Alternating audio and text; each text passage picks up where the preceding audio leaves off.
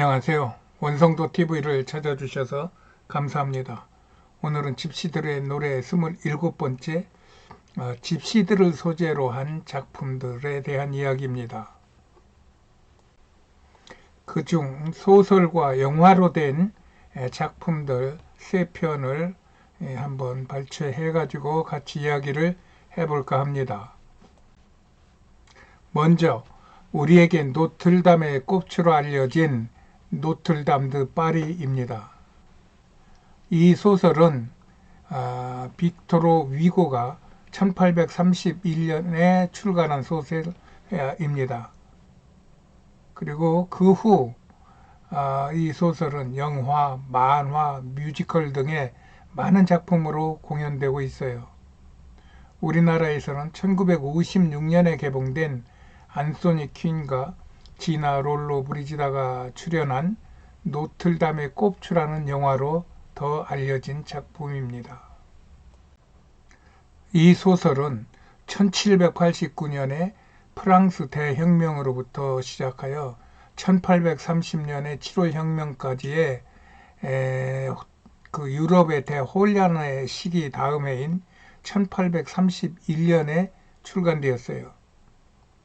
또 이 기간은 1771년에 출생하여 수많은 사건과 업적을 이루며 1821년에 죽은 나폴레옹의 생애와 거의 겹치는 시기입니다.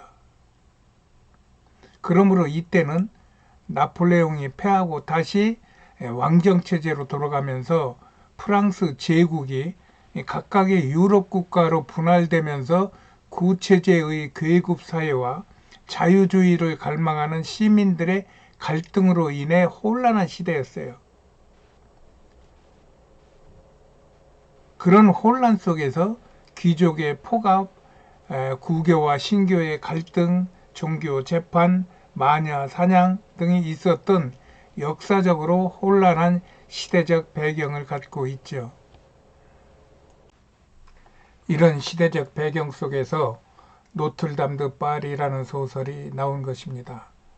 그러나 그 소설을 각색한 영화의 이름은 노틀담의 꼽추입니다.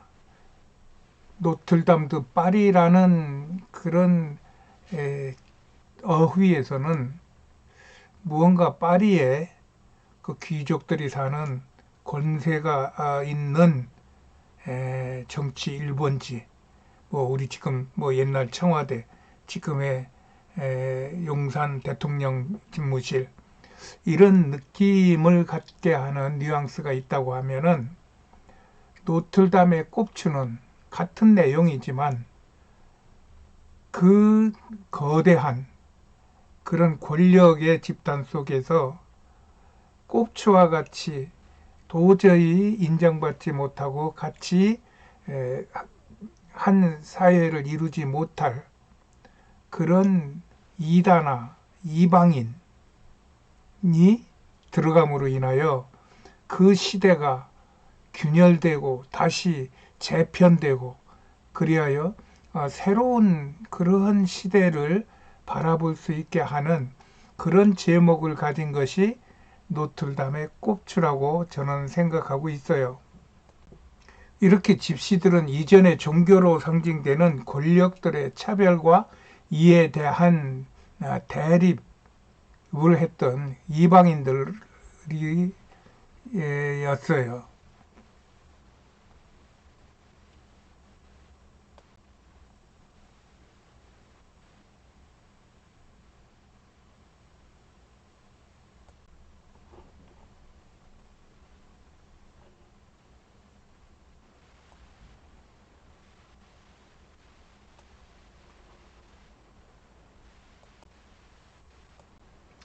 그 내용은 무자비한 종교 재판관인 클로드 프롤로와 따뜻한 마음을 가졌지만 흉측한 꼽쥐였던 노틀담의 종직이 과지모도와 군대장으로 기사도 정신을 발휘하는 피버스가 집시 여인 에스메랄다 하나를 놓고 각기 자신의 방법으로 사랑을 나누는 이야기라면 그 내용이 좀 그려질 것입니다.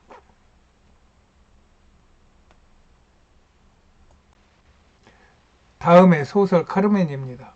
카르멘 역시 노틀담의 꼽추와 거의 같은 시기에 프로스페르 메리메가 1845년 출간한 소설입니다. 이것이 1857년에 오페라로 각색되어서 더욱 유명해진 그런 작품이죠. 내용은 세빌리아의 담배공장 위병대 하사인 호세는 여공 카르멘의 집시 여인이죠. 카르멘의 매력에 사로잡혀 질투 끝에 상관을 죽이고 집시 카르멘과 함께 도망쳐 같이 삽니다. 그러나 그녀와 투사 르카스 사이에 사랑을 탐지한 호세는 카르멘과 다시 도망갈 것을 제의하나 카르멘이 이를 거절하자 카르멘을 죽이고 옥에 갇히는 몸이 됩니다. 호세는 카르멘을 죽이고 사람들에게 집시들이 그 아이를 그렇게 키워놓은 거요 라는 말로 집시들의 부정한 삶을 지적하며 오히려 자신은 그 집시들의 그 부정한 행위 때문에 피해를 본 사람으로 이렇게 소설이 정리가 되고 있는 것입니다. 저자 메리메는 카르멘에서 집시들의 풍속이나 언어에 대하여 주인공의 그 각양각색의 그 표현을 하게 하면서 집시들의 그 삶의 그 모습이나 그들의 정체성을 밝히려 한 그런 흔적이 보여요. 그래서 사람들은 이 소설은 민족과 인간사를 고찰하고자 하는 그런 의도가 있는 소설이라고 보는 사람들도 있는 것 같습니다. 다음은 해밍웨이의 누구를 위하여 종은 울리나 라는 작품입니다. 이 작품은 해밍웨이가 스페인 내전 1936년부터 39년까지 3년 동안 있었던 스페인 내전의 전쟁 취재원으로 참전하여 겪었던 일을 바탕으로 쓴 원제목 누구의 죽음을 알리는 종소리인가 라는 소설입니다. 이 소설은 1939년에 쓰기 시작하여 다음해 1940년에 발표하였고 1943년에 영화로 제작된 것입니다. 이 종소리는 내가 불가리아에 있을 때 동네의 그 정교회 교회당에서 울리는 종소리입니다. 교회가 클수록 매달리는 종의 숫자도 많아 인형극처럼 여러 줄을 한 사람 또는 두 사람이 또 세 사람이 많고 종이 많으니까 잡고 춤을 추듯이 종을 치는 모습은 진짜 신선들이 하늘에서 노는 것 같이 보입니다. 영국 성공의 신부 존 던이라는 사람은 1631년에 돌아가신 분인데 병상에서 이런 종소리를 들으면서 이 병과 죽음을 주제로 시를 썼어요. 해밍웨이는 이 시와 전쟁과 집시를 연결하여 그만의 섬세한 필지로 누구를 위하여 종은 울리나 라는 소설을 쓴 것입니다. 제가 한번 읽어보겠습니다. 사람은 아무도 그 자체로 온전한 섬이 아니다. 모든 사람은 대륙의 한 조각, 본토의 일부이다. 흙 한 덩이가 바닷물에 씻겨가면 유럽은 그만큼 줄어드니 그대의 친구나 그대의 영지가 씻겨나가도 마찬가지이다. 누구의 죽음이든 그것은 나를 줄어들게 하는 것이니 그것은 내가 인류에 속해 있기 때문이다. 그러니 저 종소리가 누구의 죽음을 알리는 종소리인가 알아보려고 사람을 보내지 마라. 그것은 그대의 죽음을 알리는 종소리이니까.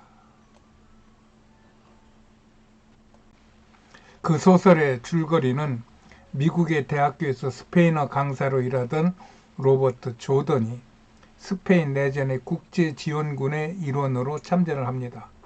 여러 번 전투를 겪으며 그 지역 집시 산적들과 같이 다리와 기차들도 폭파시키며 집시 마을에서 며칠을 보내는 그 기간의 이야기가 주입니다. 그때 조던은 그곳에서 무자비하게 파괴되는 전쟁의 잔악성, 그 속에서 살아가는 집시 산적들과의 삶의 방식과 전쟁으로 벌어진 여인의 사랑 등을 이야기로 소설을 썼어요. 사진의 왼쪽에 있는 하얀 머플러를 한 사람이 집시입니다. 이 조던이 묻습니다. 야, 집시, 너희들은 이 전쟁 나면은 어떻게 살아? 이렇게 물으니까 집시가, 야, 그걸 뭘 물어? 집시는 전쟁이 나도 집시고 또 전쟁이 없어도 집시야 하고 아무렇지도 않게 대답하는 그런 모습입니다. 이런 집시들의 그 생각과 살아가는 방식을 해밍웨이는 아주 특별한 감각으로 받은 것 같습니다. 그의 섬세하고 명료한 그러한 삶의 가치 기준이나 또 인생의 삶의 목표나 이런 것들에 비해서 그들은 세상에 크게 휘둘리지 않고 자신들이 살고자 하는 방식대로 살아가는 그런 모습을 보면서 야, 이들은 참 대단하구나 하고 그러한 것들을 감동에 실어서 소설을 썼고 그것이 영화화된 것입니다.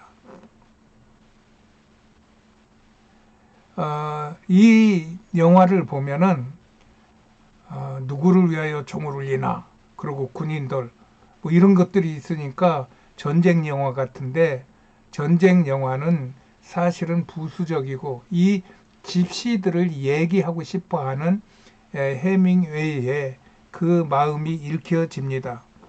집시들은 이렇게 세계적인 그런 문학인들에게도 그들이 알고 싶어지고 또 그들을 알리고 싶어지는 그런 의도를 주는 특별한 존재로 보입니다.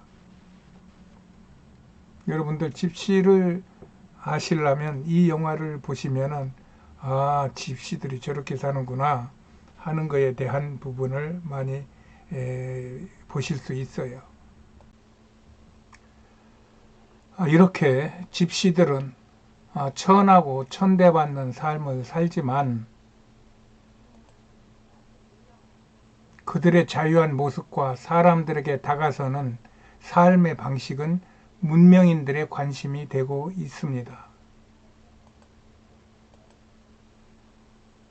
그러나 서양 문명인들은 그들 스스로 만든 문명이라는 범주에 묶여 그들에게 가까이 못하고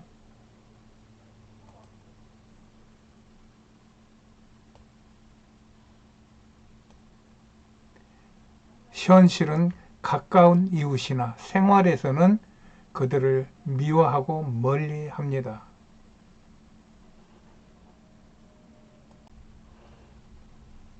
이런 집시들에게 한국의 선교사들도 대개는 당합니다. 그러나 한국인 특유의 불쌍히 여기는 감정으로 그들을 용서하고 받아주는 경우가 많죠. 이것은 교육이나 훈련으로 되기는 어렵고 타고나야 하는데 한국인들에게 그런 정서가 강하다고 저는 믿고 있어요. 그리하여 한국인들은 집시들과 선한 사업을 수행할 수 있는 독특한 민족이다라는 것이 제가 집시들을 바라보는 시각입니다. 농카란 아이가 그때는 10서너 살이었는데 지금은 결혼을 해서 아이가 셋이나 있는 애기 엄마가 되었어요. 그들 모두가 보고 싶습니다. 오늘은 여기까지 하겠습니다. 안녕히 계세요.